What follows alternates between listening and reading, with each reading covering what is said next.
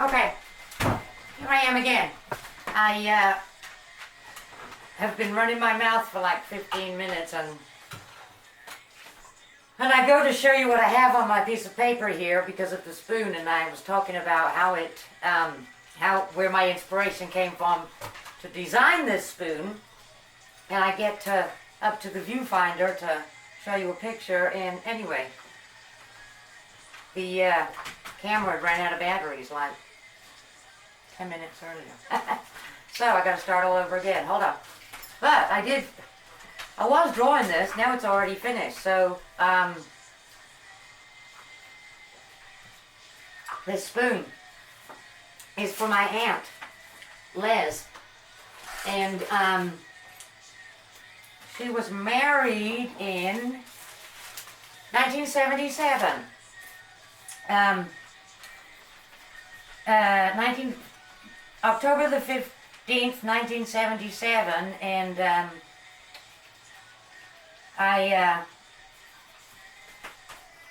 she said, when you come back, you do realize I expect a spoon. And I thought, well, of course you do. Of course you'll get one, too. And so I asked, when were you married? And, I was there. I was a bridesmaid, all angelic looking, as you do.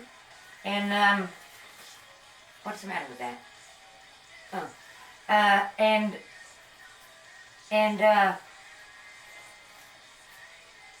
So where did the inspiration come from? So while I was over there at Les and Paul's house, let me go, because I can never finish one sentence about what I'm talking about, because I'm all over the place. And, so I'm looking out the window. Oh, no, wait. I'm on something else right now. I have to grade the accommodations and the food. So the accommodations, meaning like where I slept, because I slept on a couch, on an air mattress, on a camp bed, yeah, and Les and Paul win the most comfortable accommodations. Actually, I slept in Tia's room at Les and Paul's. Oh my God, that bed was so comfortable. It was like, whew. Anyway, and then the next, so they're number one in the accommodations, and then there's food. So Nettie cooked, John cooked. We had fish and chips at Les and Paul. They take out, so takeaway. So that's that. They're great fish and chips. I love fish and chips. Anyway, so Nettie's cooking, right? And John and Carol cooked too. Oh, Mickey and Carol and Andy, I stayed over there for a couple of nights. Carol made a lovely salmon and something. I can't remember what I had with it. Then we had some ice cream after. That was nice. So the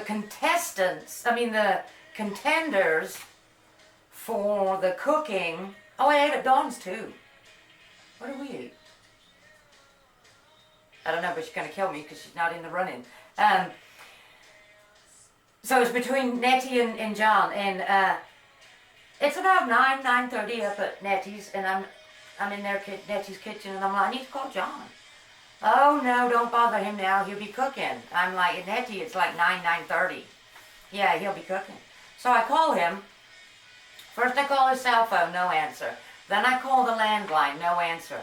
So then I go back to the cell phone, John's cell phone, and I call him, and he answers with, he answers, bloody hell, I could murder you right now. It was like 9:30. I am at a critical, very critical part of the cooking tonight. I'm cooking fish, and it's critical. I said, John, I'll let you go. Anyway, he was cooking.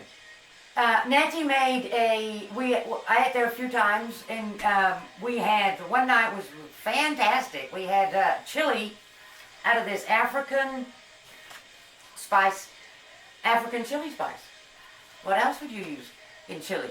And that was fantastically great. Nettie's a very good cook too. So was John. John, the night after, I think I was calling him to tell him I'm coming over tomorrow. And anyway, he made, I think we have vegetarian. May I have fish? Can't remember. Anyway, his process for cooking, he is a perfectionist in the kitchen. Timed perfectly to the T. Perfectly the exact amount of spices or ingredients to the recipe, whatever the recipe asks for. He's a perfectionist. So we ate about like 11 o'clock at night because, you know, as you do. And of course we're talking. We hadn't seen, you know, each other in a while. But that's not because, I mean, he wasn't late cooking because we were talking. Apparently that's how he cooks. Takes a while. Perfectionist. So he made a couple of different curries one night, different curry the next night, maybe cheese sandwiches for the next day. Anyway, so those are the contenders. And for number one of the cooking challenge. So Carol gets second place. And tied at first place is Nettie and John. Because equally as great. Fantastic cooks, both of them. Nettie I've always known as a fantastic cook. Johnny, woo, I was pleasantly surprised. He did a fantastic job at cooking. Maybe I'll make him a spoon, like in a chef's hat or something. Don't know. Anyway, back to my spoon. So this spoon I'm going to make in butternut wood, whatever that is. The last one I tried, Dawn's for Michael, and his wife or wife-to-be, which I think it's the 24th, 29th, can't remember. Anyway, next month they're getting married. Let's hope the spoon made it and it's not broken. I forgot where I am. Hold on. Oh yeah, the wood. So it's going to be butternut wood. Because I started with mahogany. We're not doing that again. Too hard. Then I made the spoon out of basswood, which is very, very soft. The grain is, I think it's fine and it's close together kind of thing, and it's easy to carve. And then, so the butternut wood is apparently as easy to carve, and it's butternutty color. It's a nice color. I don't think I'll have to stain it. I stained the last one because I said I was going to make it out of mahogany, and then I wound up staining it a mahogany color. So, my inspiration for this spoon. I'm sitting, you know, looking out the window at Les and Paul's house, and they've got beautiful hanging baskets and shrubs and flowers and whatever you have it, whatever else is in a garden. And so that's what I'm doing.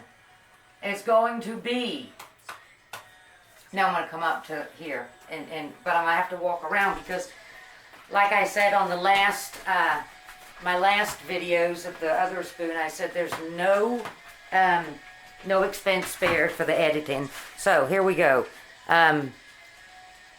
There's the 45. There's the flowers. There's the flowers. There's the flowers.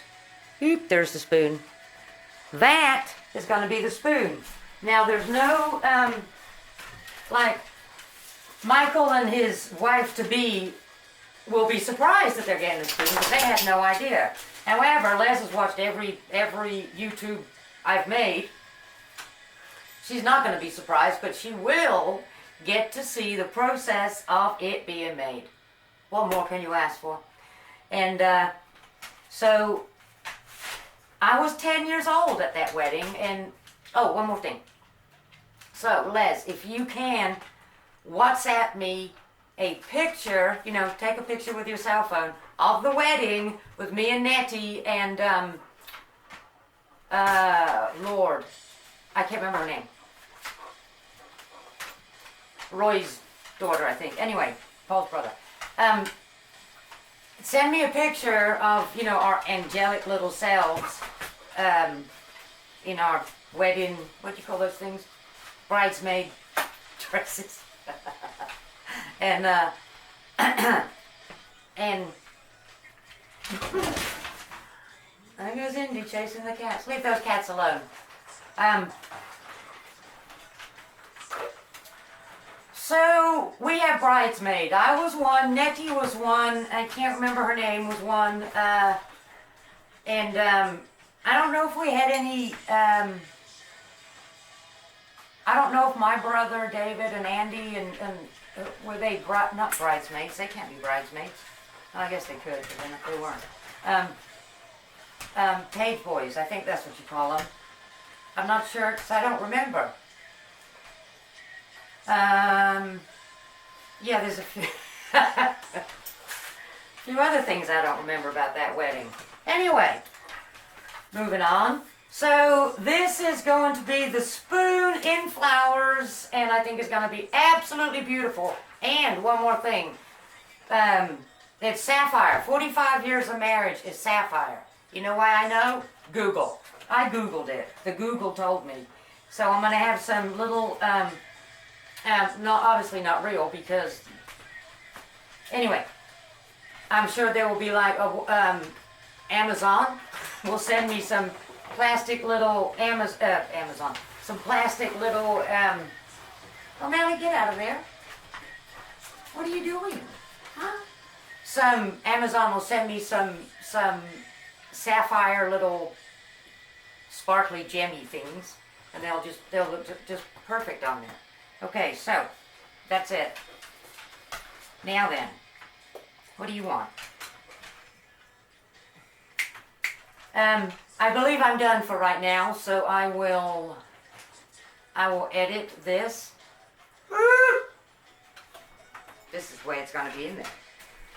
Because like I said, we spare no expense for the editing. There will not be any.